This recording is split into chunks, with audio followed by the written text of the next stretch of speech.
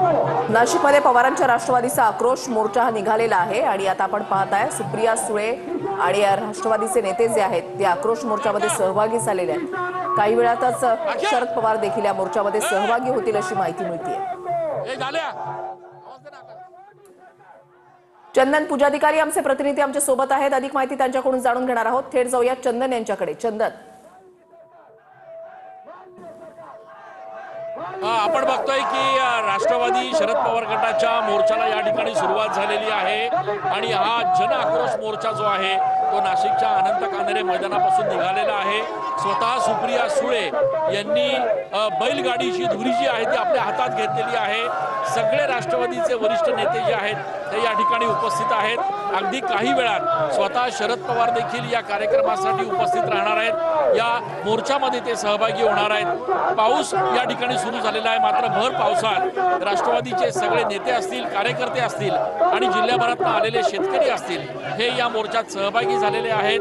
खरं तर 2 दिवसांच्या शरद पवार यांच्या दौऱ्याच्या दरम्यान आजचा हा जन आक्रोश मोर्चा जो आहे तो या ठिकाणी आयोजित केला जातो आहे।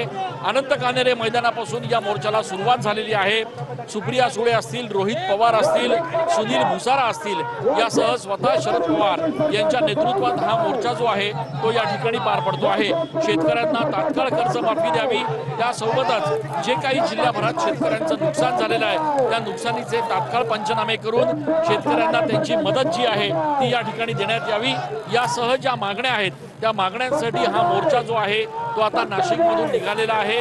शरद पवार थोड्या वेळात या मोर्चात सहभागी होणार आहेत आणि एकूणच या मोर्चाच्या निमित्तानं कुठेतरी सरकारच्या विरोधात जे जन आंदोलन आहे ते उभारण्याचा प्रयत्न जो आहे तो राष्ट्रवादी शरद पवार गटाकडून या ठिकाणी सुरू केल्याचा प्रयत्न जो आहे तो या ठिकाणी बघायला मिळतोय।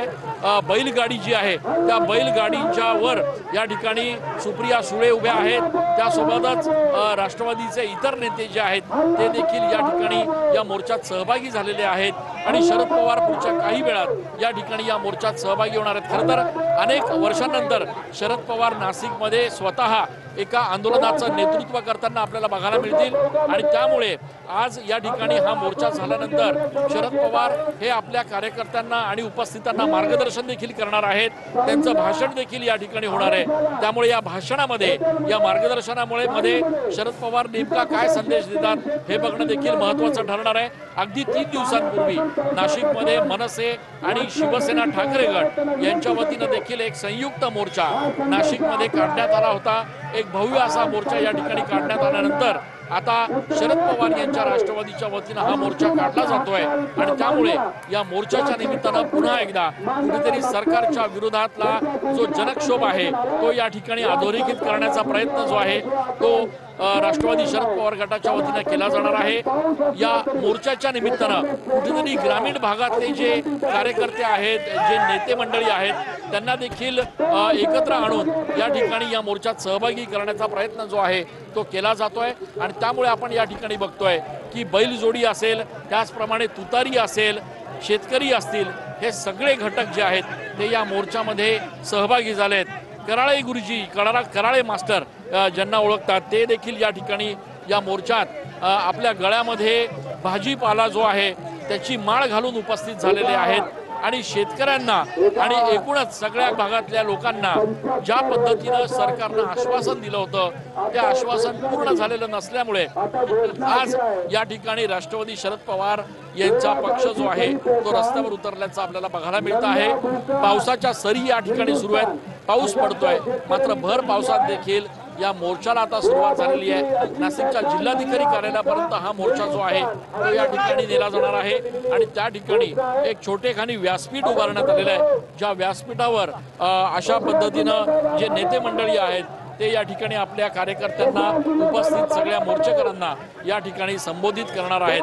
खरं तर आगामी स्थानिक स्वराज्य संस्थांच्या निमित्तानं कुठेतरी सरकारच्या विरोधातलं एक वातावरण तयार करण्याचं, एक शक्ती प्रदर्शन करण्याचा प्रयत्न देखील या ठिकाणी या मोर्चाच्या निमित्तानं केला जाणार आहे आणि त्यामुळे आपण बघतोय की राष्ट्रवादीचे सगळे नेते अगदी झाडून नेते सगळे जे आहेत ते या ठिकाणी या मोर्चामध्ये सहभागी झाल्याचं बघायला मिळत आहे। गेल्या 2 ते 3 दिवसांपासून स्वतः शरद पवार नाशिकमध्ये या ठिकाणी उपस्थित आहेत। वेगवेगळ्या बैठकांचं सत्र घेतलं जात आहे।